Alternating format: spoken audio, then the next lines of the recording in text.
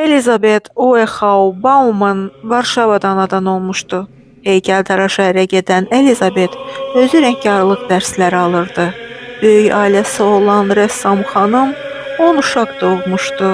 Bir rəssam kimi çox bacarıqlı idi. Elizabeth 61 yaşında vəfat etdi.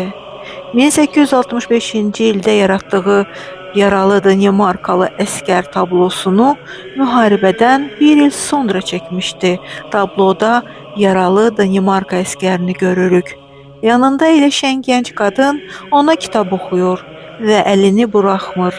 Qadının arxasında adamın əskər forması asılıb. Masa üzərində aldığı medalı görürük.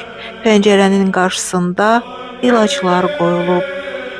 Gözəl qadın boynuna Danimarka bayrağının rənglərini əks etdirən lent vurub. Gənc adam çox qəmlidir.